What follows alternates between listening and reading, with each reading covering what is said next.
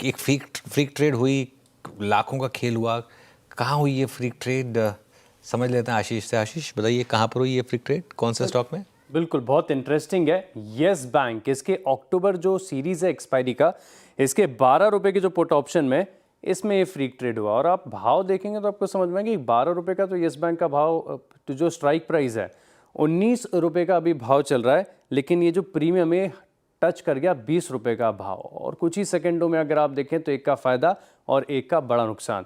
और फिलहाल अगर आप देखें तो मैं आपको बता दूं कि इस भाव पर तकरीबन 17 कॉन्ट्रैक्ट ट्रेड हुए और समझ लीजिए कि टोटल 31.35 लाख ये है। और येस बैंक का जो लॉट साइज है ये 31,100 शेयरों का, यानी आप ये समझ लीजिए कि किसी को तो एक झटके में 1 करोड़ से ज़्यादा का मुनाफा यहाँ पर हो गया और दूसरी तरफ किसी को नुकसान भी हो गया है। बड़े इंटरेस्टिंग है। आपको याद होगा कि मार्च के महीने में इसी साल में वोडाफोन आइडिया में भी एक ऐसा ट्रेड देखने को मिला था और उसके बाद काफ़ी बड़ी दिक्कत यहाँ पर एक्सचेंजेस को हुई, क्योंकि ऐसे जो ट्रेड्स होते हैं, फ्रीक ट्रेड्स होते हैं, इसमें दरअसल क्या हो जाता है कि जिस काउंटर पार्टी को नुकसान होता है वो एक्सचेंजेस के पास जाती है, ब्रोकर्स के पास जाते हैं। वो कहते हैं कि आप हमारे पे आउट को रोकिए, एक गलती से हो गया है। और फिर लॉन्ग प्रोसेस है आर्बिट्रेशन का, जिसमें एक्सचेंजेस दोनों पार्टी को बिठा के रखता है। और मोस्टली अगर आप देखें तो ये सौदे पे आउट यहाँ पर रोके नहीं जाते, लेकिन बड़ा हेडेक बन जाता है। तो फिलहाल के लिए अगर आप देखें तो एक ऐसा इंटरेस्टिंग ट्रेड हुआ है, आपको भी देखना चाहिए कि 19 रुपये तो येस बैंक का भाव चल रहा है और इसके ऑप्शन का जो प्रीमियम है वो 20 रुपये हो गया, 12 रुपये की पुट ऑप्शन का।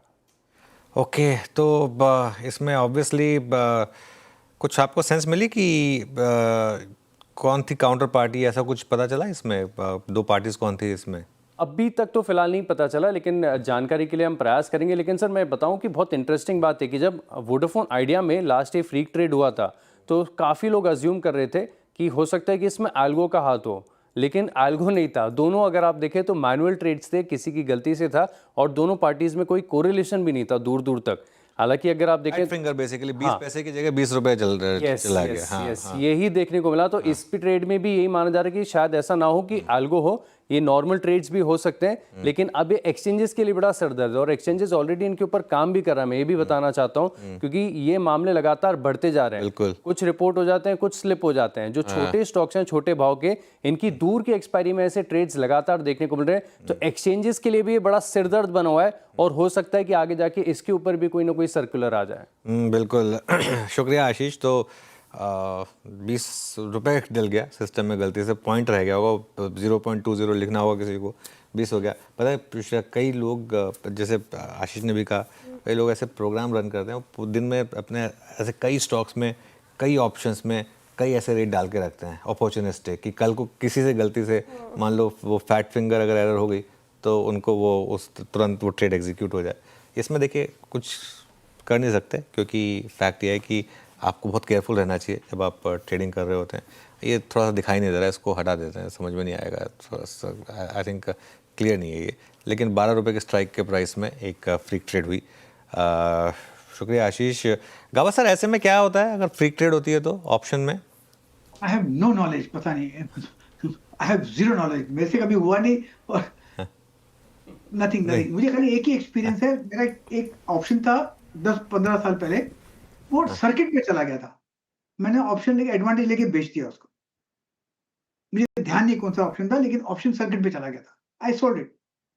आपके करियर में देखा है आपने वोडाफोन के अलावा जिक्र किया? कई होते हैं, बहुत होते हैं शायद कई रिपोर्ट नहीं होते। इन्फोसिस के केस में हुआ था एक बार, इसमें फैट फिंगर एरर होती है। ये बेसिकली निफ्टी में हुआ था, सेंसेक्स में हुआ था, होते रहते हैं ये।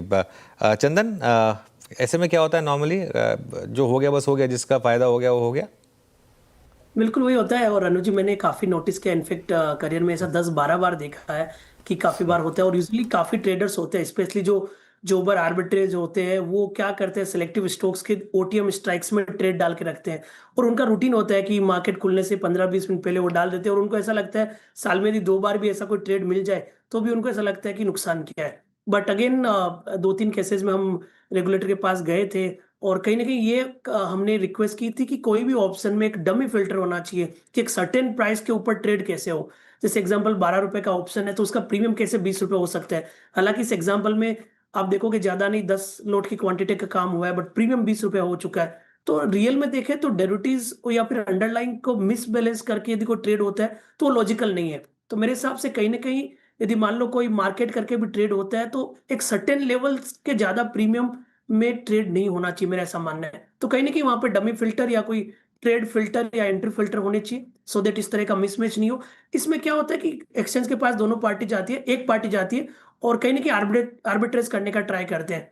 यदि एक्सचेंज सामने वाली पार्टी से रिक्वेस्ट करके वो यदि यस करता है तो यहाँ पे कुछ सेटलमेंट होता है, अदरवाइज जिसको नुकसान हुआ, जिसको फायदा हुआ, उसको नुकसान फायदा हो जाता है। ये माना जाता है कि फ्री मार्केट है, आपको यदि बना तो आपकी अच्छी बात है। चलिए एनीवे शुक्रिया आशीष ये इंटरेस्टिंग जानकारी के लिए।